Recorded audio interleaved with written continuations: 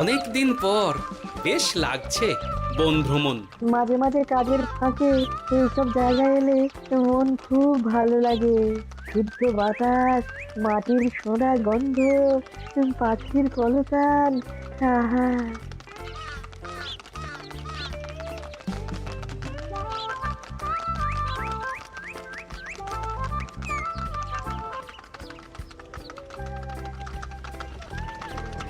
মহারাজের রথ থামছে। আমরা এইখানে বসে আজ রাজকার্য পরিচালনা করব। মন্ত্রী, তুমি ঝটপট এখানে বসার বন্দোবস্ত করে দাও। আমি এক্ষুনি ব্যবস্থা করে দিচ্ছি মহারাজ। এই এখানেই আমাদের বসার জন্য ছাউনি করে দাও। এক্ষুনি করে দিচ্ছি মন্ত্রী মশাই। এরা বসার জায়গাটা করে দিক, ততক্ষণ আমরা একটু হেঁটে আসি।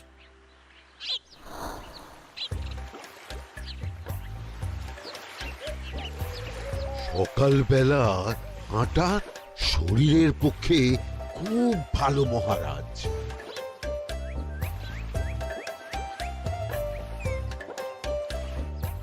আগেকার দিনে রাজা মহারাজরা এই সব বনে মৃগয়া করতে আসতেন।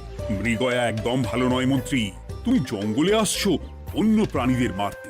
কেন মারবে? ওরা তো তোমার কোনো ক্ষতি করেনি। না, তা করেনি, কিন্তু তখন ওটা রাজা মহারাজাদের খেলা ছিল। শুনেছি আপনার প্রপিতামহ খুব ভালো বাঘ শিকার করতেন, অনেক বাঘ মেরেছেন। মন্ত্রী, তুমি একটা কথা হয়তো জানো না। আমার প্রপিতামহ শিকার করতেন, কিন্তু কোনো স্বাভাবিক জানোয়ারকে নয়। যে বাঘ মানুষ খেকো হয়ে প্রজাদের ক্ষতি করত, আমার প্রপিতামহ সেই সমস্ত বাঘদেরই মারতেন। এছাড়া উনি বন্য প্রাণী সংরক্ষণ করতে বড়ই ভালোবাসতেন।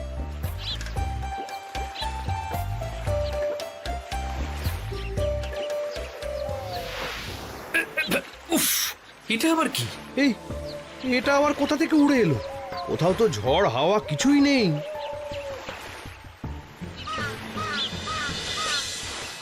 একটা ধাঁধা মহারাজ, এই কাগজে লেখা। ধাঁধা? পড়ো দেখি। জোয়ার ভাটা প্রভুর খেলা, ভাটা হবে হলে বেলা। ভাটা হলেই দেখা যাবে লাল রঙের এক পাথর পাবে। নদীর ধারে গর্ত করে যত্নে সাজাই কলস ভরে। হেথায় হোথায় ছড়িয়ে যাহা, অন্ধকারে জলে তাহা। ঢুকলে চক্ষু ঝলসে যাবে, হাতের কাছে ঘন্টা পাবে। ঠিক ঘন্টা বাজলে পরে পড়বে ঝরে থরে থরে। ঘন্টা যদি হয় ভুল, যেন তুমি হারাবে কুল। ঠিক ঘন্টা চিনতে হলে নকশা দেখো চক্ষু খুলে। সিন্দুক দেওয়ালে হাত দাও, আসল ঘটনা জেনে নাও। ওরে বাবা, খুব দীর্ঘ ধাঁধা। তা মন্ত্রী, তুমি কিছু বুঝলে? এটা একটা গুপ্তধনের নকশা। এর মধ্যে গুপ্তধন কোথায় আছে তার একটা ধারণা দেওয়া আছে। গুপ্তধন? ওটা আমাকে পেতেই হবে, পেতেই হবে। দেখি দেখি, একবার কাগজটা দাও। গোপাল, কাগজটা আগে আমার হাতে দাও, দেখি ভালো করে। এখন নদীতে জোয়ার চলছে গোপাল। একটু পরেই ভাটা শুরু হবে। হ্যাঁ, ভাটা না হলে কিচ্ছু বোঝা যাবে না। এখানে স্পষ্ট লেখা আছে, ভাটা হলেই দেখা যাবে লাল রঙের এক পাথর পাবে। তার মানে আমাদের ভাটা হওয়া পর্যন্ত অপেক্ষা করতে হবে। না, সময় নষ্ট না করে ধাঁধাটার সমাধান করতে শুরু করি। ভাটা হলে একটা লাল রঙের পাথর দেখা যাবে, এই পর্যন্ত পরিষ্কার আছে। বুঝতে হবে ওর পর থেকে। পড়ো গোপাল, চলো আমরা সবাই বুদ্ধি লাগাই। নদীর ধারে গর্ত করে যত্নে সাজাই কলস ভরে।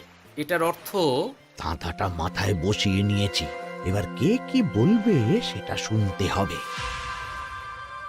চলো গোপাল, আমরা ধাঁধা যেমন যেমন বলেছি তেমন তেমন ভাবেই চলি। চলুন মহারাজ, এখন আমাদের দেখতে হবে লাল পাথর। কোথায় আছে লাল পাথর? চলো চলো সবাই, চোখ কান খুলে আমরা নদীর পাড় ধরে হাঁটি। আমি একটু তফাতে হাঁটি। গুপ্তধন আমাকে একা পেতে হবে। ভাটা হলেই দেখা যাবে লাল রঙের এক পাথর পাবে। আমাকে চোখ কান খোলা রাখতে হবে। লাল পাথর, নদীর চড়ায় লাল পাথর দেখতে হবে। লাল পাথর, লাল পাথর। ওটা কি? এই তো লাল পাথর, লাল পাথর। ওরা অনেকটা এগিয়ে গেছে, ওদের আমার দিকে নজর নেই। এই সুযোগ, এই সুযোগ, একা একা গুপ্তধন নিয়ে পালাবো। আহ, এ- এ।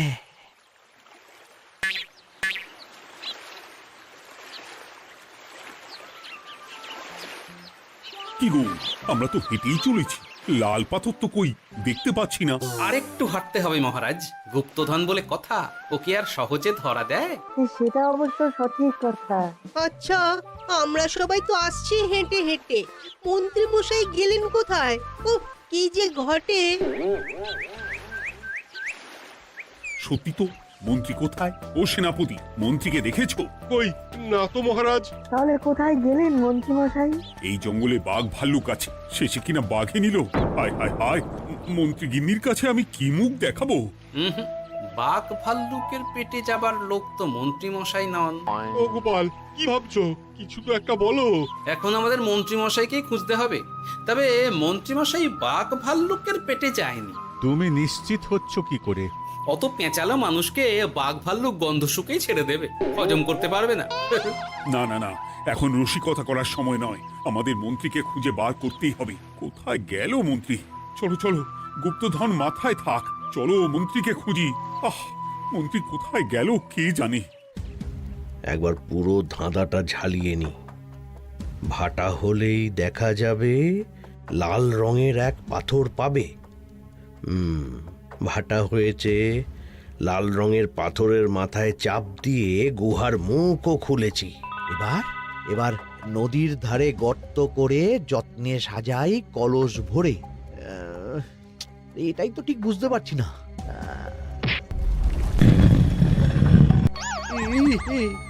এই রে, এবার কি হবে? হ্যাঁ, মহারাজ, কোথাও একটা আওয়াজ হলো। এই, আওয়াজটা কোন দিক থেকে হলো? চলুন সামনে এগিয়ে যাই। আমার মনে হয় আওয়াজটা সামনের দিক থেকে এলো। আমারও তাই মনে হলো। তবে কি মন্ত্রী মশাই লাল পাথরের হদিশ পেয়ে গেছেন? আমাদের চোখে পড়লো না, অথচ মন্ত্রী মশাইয়ের চোখে পড়ে গেল। আসলে আমরা কথা বলতে বলতে গেছি, তাই নজরে পড়েনি। মন্ত্রী মশাই একা একা আমাদের পেছন পেছন আসছিলেন। উনি ইচ্ছে করেই আমাদের পেছনে পেছনে আসছিলেন। নিজে একা গুপ্তধন নিয়ে যেতে চেয়েছিলেন, এখন কোথায় আছেন কে জানে।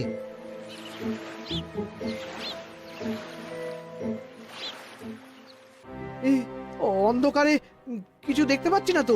ধাঁধাতে কি ছিল? হ্যাঁ, কি ছিল? হেথায় হোথায় ছড়িয়ে যাহা, অন্ধকারে জলে তাহা, ঢুকলে চক্ষু ঝলসে যাবে, হাতের কাছে ঘন্টা পাবে। পেয়েছি পেয়েছি, ঘন্টা ঘন্টা ঘন্টাটা পেতে হবে। ঘন্টাটা ঘন্টাটা ঘন্টা। ভাটা হলেই দেখা যাবে লাল রঙের এক পাথর পাবে, নদীর ধারে গর্ত করে যত্নে সাজাই কলস ভরে, হেথায় হোথায় ছড়িয়ে যাহা, অন্ধকারে জলে তাহা, ঢুকলে চক্ষু ঝলসে যাবে, হাতের কাছে ঘন্টা পাবে। ঠিক ঘন্টা বাজলে পরে পড়বে ঝরে থরে থরে, ঘন্টা যদি হয় ভুল যেন তুমি হারাবে কুল। ঠিক ঘন্টা চিনতে হলে নকশা দেখো চক্ষু খুলে, সিন্দুক দেওয়ালে হাত দাও, আসল ঘটনা জেনে না। এবারে ভালো করে ঠান্ডা মাথায় ভাবতে হবে। ভাটা হলেই দেখা যাবে লাল রঙের এক পাথর পাবে। সেই লাল পাথরটাই তো খুঁজে পাওয়া যাচ্ছে না, অথচ মন্ত্রী মশাই খুঁজে পেলেন। আওয়াজটা কোথা থেকে আসছিল? এই কাছে পিঠে এই কোথা থেকে আওয়াজটা আসছিল।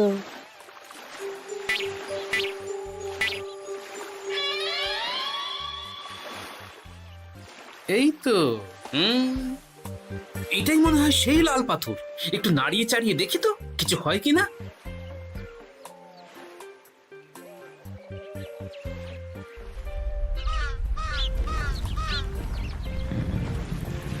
এই তো, কাজ হয়েছে।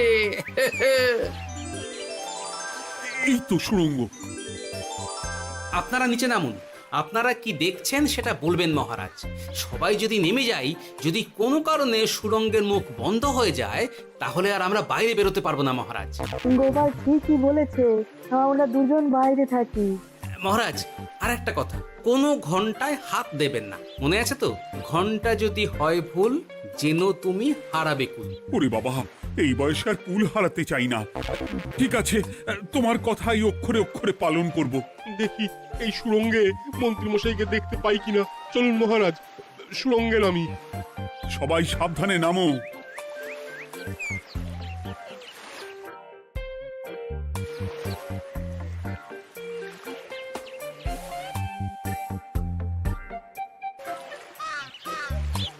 মহারাজ, ওখানে কি কি দেখতে পাচ্ছেন? ওখানে কি মন্ত্রী মশাই আছেন? না গোপাল, মন্ত্রীকে এখনো দেখতে পাইনি। শুধু আমি এখানে অজস্র পাথর দেখতে পাচ্ছি। পাথরে পাথরে ছয়লাভ, ছোট বড় অজস্র। পাথরগুলো বড় অদ্ভুত, কিরকম কিরকম মানুষ মানুষ গড়ন। লম্বা বেঁটে হরেক রকম। মানুষ মানুষ গরম, সেটা কি রকম? আর কিছু? কোনো কলসি কি দেখতে পাচ্ছেন? কলসি তো দেখতে পাচ্ছি না। মহারাজ, কলসি থাকতেই হবে, কারণ ধাঁধায় লেখা আছে নদীর ধারে যত্ন করে যত্নে সাজাই কলস ভরে। গর্তটা আসলে হলো সুড়ঙ্গ, কিন্তু কলস। মহারাজ, মহারাজ, এইদিকে এইদিকে একটা কলসের মতো কি যেন আছে। এইদিকে আসুন, এদিকে এদিকে।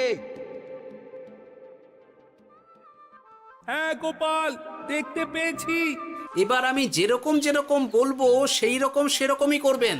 আমি বিজ্ঞানীকে নদী থেকে জল তুলে পাঠিয়ে দিচ্ছি। পাত্র কোথায় পাবে? আমাদের জল খাবার যে পাত্র আছে সেটা আনতে লোক পাঠাচ্ছি। ঠিক আছে। শুধু একটা কথা বলছি, আপনারা কেউই সুড়ঙ্গের ভেতরে কোনো কিছুতে হাত দেবেন না। কেন গোপাল? সব পরে বলবো, এখন আমি যা বলছি সেটা শুধু মনে রাখুন। সুড়ঙ্গের ভেতরে কিছুতে হাত দেবেন না। ঠিক আছে। প্রহরী, তুমি যাও, যেখানে আমাদের বসবার আয়োজন করা হয়েছে সেখানে গিয়ে একটা জলের পাত্র নিয়ে নদী থেকে জল ভরে নিয়ে এসো। গোপাল, মন্ত্রীমশাই কোথায় গায়েব হয়ে গেলেন? কোথাও গায়েব হয়ে যাননি বিজ্ঞানী, কোথাও গায়েব হয়ে যাননি উনি।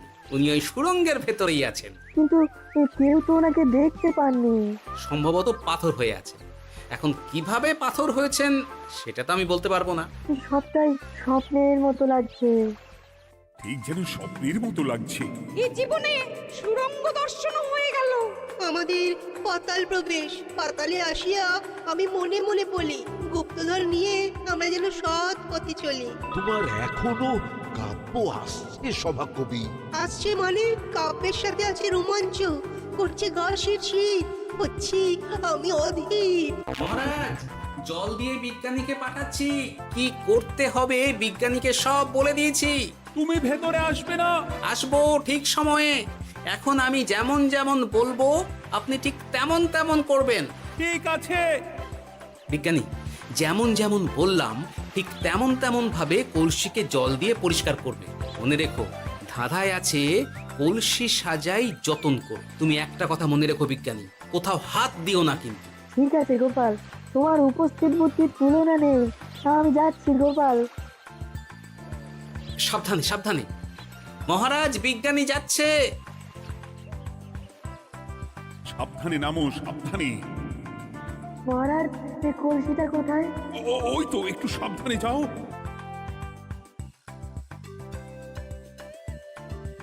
বিজ্ঞানী, কলসির দেখা পেয়েছো? পেয়েছি পেয়েছি পেয়েছি। এবারে কলসিটাকে ভালো করে জল দিয়ে ধুয়ে দাও। কলসির আলোয় সুড়ঙ্গ আলোকিত গোপাল। এরপর কি? ভালো করে দেখুন মহারাজ, কোথাও ঘন্টা দেখতে পাচ্ছেন কিনা। ঘন্টা একটা তো নয়, সার সার ঘন্টা, অনেকগুলো ঘন্টা।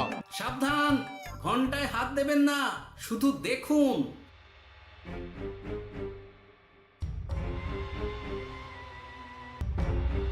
মহারাজ, আমরা গুপ্তধনের খুব কাছে চলে এসেছি।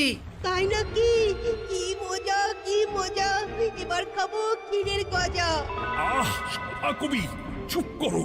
এখনো আমরা গুপ্তধন পাইনি। বাবার মুখে দাঁড়িয়ে সবগুলো তারা আঁকা। বিজ্ঞানী, কোনো ঘন্টায় চাঁদের নকশা করা আছে কি? একটু দেখে বলো না। আমি আতস কাজ নিয়েই দেখছি, সব ঘন্টাতেই তারা আঁকা। খবরদার, কোনো ঘন্টাকেই ছোঁবে না। ঠিক আছে, কোনো কিছু না ছুঁয়ে আমি দেখছি। পেয়েছি গোপাল, চাঁদ আঁকার ঘন্টা পেয়েছি। ওই ঘন্টাটা বাজাও, বাজাও।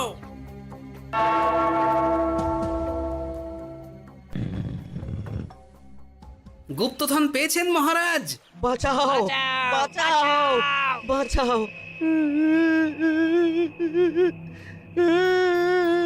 বাঁচান মহারাজ, বাঁচান বিজ্ঞানী, মহারাজ, মন্ত্রীর গলা পাচ্ছ না?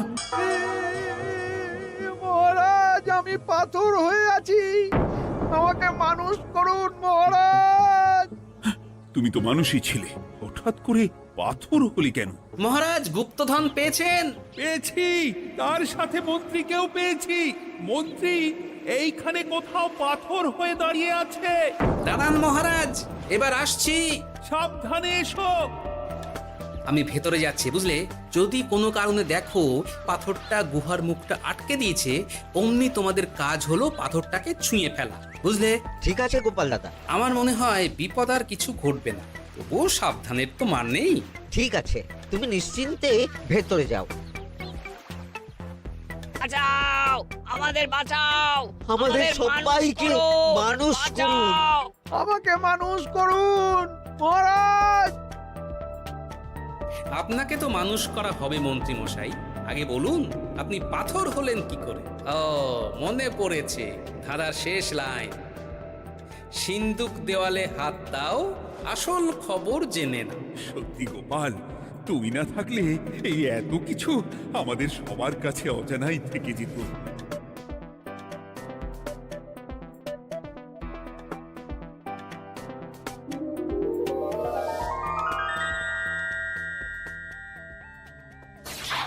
ধন্যবাদ আমাকে মুক্ত করার জন্য।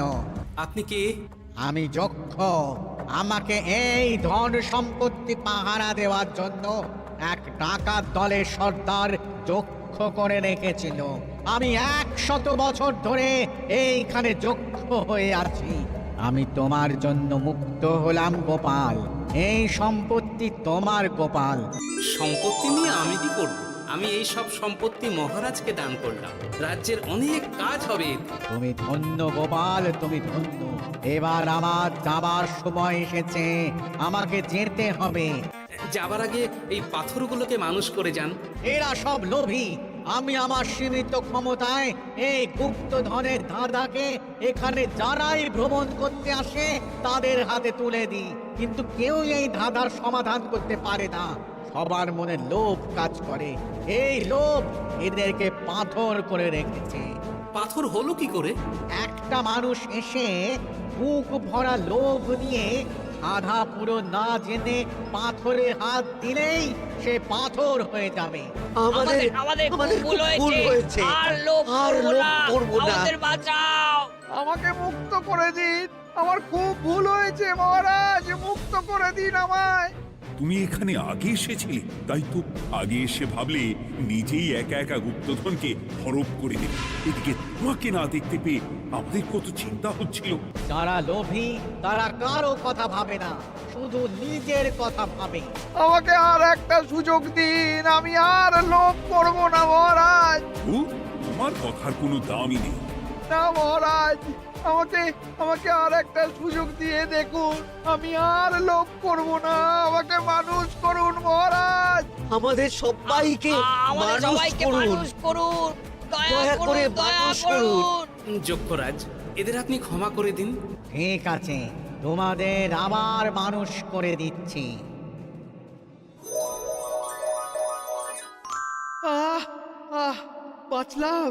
বাঁচলাম।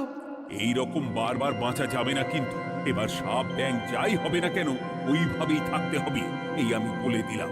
এবার আমার মুক্তি। মুক্তি নেবার আগে আরেকটা প্রশ্ন, যে ডাকাত সর্দার তার সম্পত্তিকে রাখার জন্য আপনাকে যক্ষ বানিয়েছিল, এই সম্পত্তি তো তাদের, আমরা তো নিতে পারি না। লোভ বড় খারাপ গোপাল, অতিরিক্ত লোভ মানুষকে পশু করে দেয়। ওই ডাকাত দল এই সম্পত্তির জন্য সবাই কাটাকাটি করে মরে গেছে, কেউ আর বেঁচে নেই। সুতরাং এই সম্পত্তিতে তোমার অধিকার আছে, এই সম্পত্তি তুমি গ্রহণ করো। নিলাম আমি, কিন্তু এই সম্পত্তি মহারাজকে আমি দান করলাম। ডাকাত দল জনগণের সম্পদকে লুঠেই তো সম্পত্তি বানিয়েছে, তাই আমি জনগণের কাজে লাগবার জন্যই এই সম্পত্তি মহারাজকে দিলাম। গোপাল, তোমার জয় হোক। এবার তাহলে আমি যাই, তোমরা সবাই সুখে থেকো আর ভালো থেকো। গোপাল, তোমার তুলনা হয় না। তোমার ঋণ আমি কোনোদিন শোধ করতে পারবো না। তুমি কৃষ্ণনগরের জন্য যা করলে তা ইতিহাসে লেখা থাকবে। না মহারাজ, আমি এমন কিছু করিনি, এই কাজ সবাই করবে। জয় গোপালের জয়, জয় গোপালের জয়, জয় কৃষ্ণনগরের জয়। জয় কৃষ্ণনগরের জয়।